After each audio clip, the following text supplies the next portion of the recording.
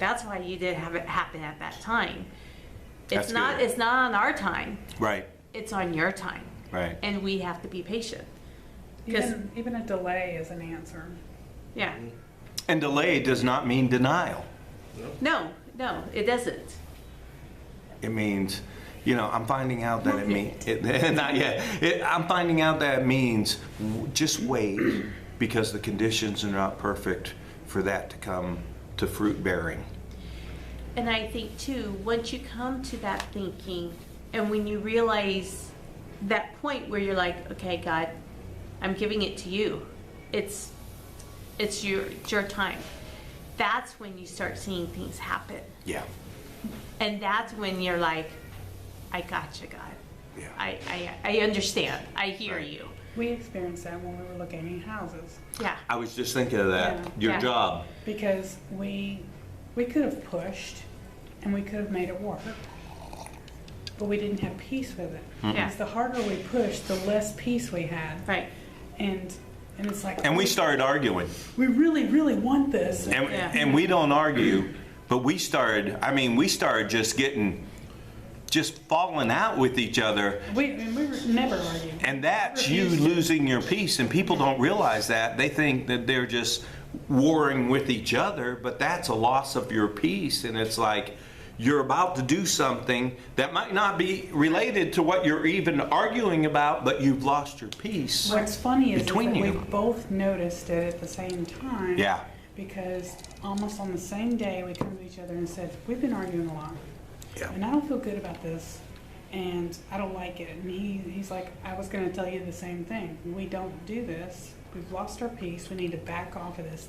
The moment we came together and made that decision to back off and wait, everything fell into place. And our peace came back. We weren't arguing anymore, and everything went back to the way we always are. We actually literally went back, because we discussed it, we went back to where we lost our peace. Yeah. We backtracked our steps. When did we start arguing about this? Wow. And the thing is that with her job too. Oh, she hated that job. And Not the one I have now. No. The other one. Disclaimer, her last job, not the one she's got now. Calm down, people. But She loves her job. she loves her job now. But it was, she wanted to leave so bad. She hated that. She hated going to work. And it hurt me. I wanted her to leave, not because I felt sorry for her. It's just I was in such pain watching her. I wanted my pain to stop, basically. Now, it wasn't about her. It was about my pain, which you got to watch that too. It was like torture. It was. That's one of her jobs before. But what was so amazing the way God works is that I had applied and went on interviews and nothing ever panned out. And then we decided Like gold. we needed to move and buy a house. Well, if I'd left that job, I would have not had the work history Yeah. that they look for when you're buying a house. And Jack wanted to prove to me that I could do this on my own. No, God wanted to prove, because he told me, the Lord told me, he said, I want you to back off from this, and Teresa needs me. to buy the house. Well, he heard that, and the same day I'm out looking for a rental and I can't find anything that we want or would want to live in or would want to pay that price to live in, I kept hearing, go back and apply yourself.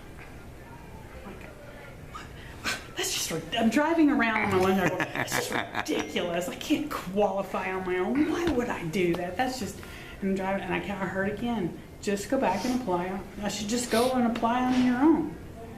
And I told Jack, I said, I didn't know if I was talking to myself or hearing myself, but after the third time, I was like, fine, I'll go back and do it. I remember so that. I went to the office at 3:30 in the afternoon, and was sitting there, you know, there was some downtime, so I was on my phone, and I applied on my phone for the application at 3:30 in the afternoon, and I was just like, you know, that was just a colossal waste of time. Okay, you know, whatever. At 7 o'clock, I got a call from the agent who had processed my application. They told me I was pre-qualified, that I could start looking for a house. I was like, what? Are you serious? I mean, like, I could go with an agent and start looking, and they were like, yeah, you can go look. But if I had left my job, if I ignored the message, if I had not been badgered by the Lord to go and fill out the application, and basically I told Jack, I said, I just felt like somebody was poking me and just said, go apply. No. And, you know, I know people must have thought I was crazy. I was driving around talking to myself in my car, you know.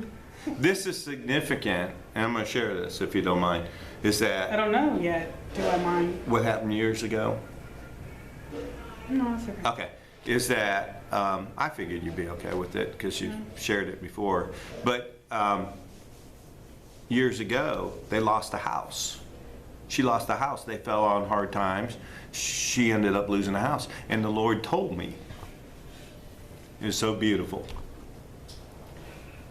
He said, this is her restoration. How I qualified by myself. And it was the Lord, because when he was trying to qualify, we were on the application together. Yeah. And they told us that, because I was still recovering from the last situation, that I needed to bring my credit score up almost 40 points in order to help him on the application. Well, it was only a few weeks, and I'm getting this message I should go and apply by myself. They wanted me on the loan. That's what it was. They wanted me on the loan to raise the credit score to get more money. And I told her, I said, no. The Lord has spoken.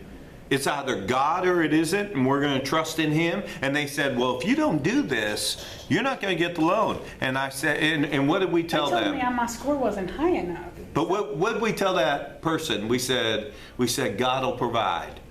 Remember that?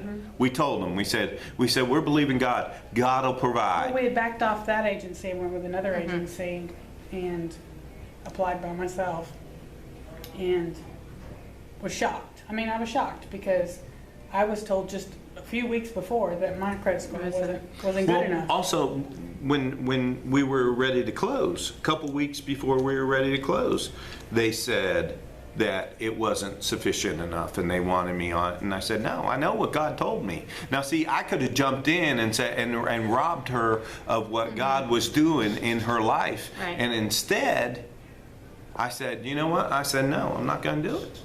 Either it's God or it's not. That situation had broken me down to where I just didn't believe it. And before that situation, I could go anywhere and get anything with a signature, anywhere. And I had a great job, perfect credit score, you know, credit cards, money coming, you know, and then I lost a job, we lost the house, everything. And this situation, I just didn't believe would ever be for me again. And God proved it to her, but she had to trust Him I in lost all that. confidence.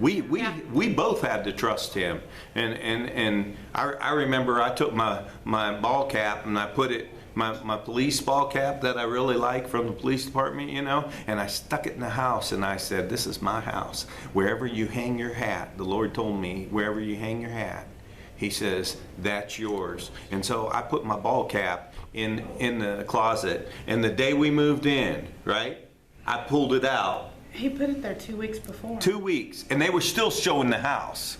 I could have lost it.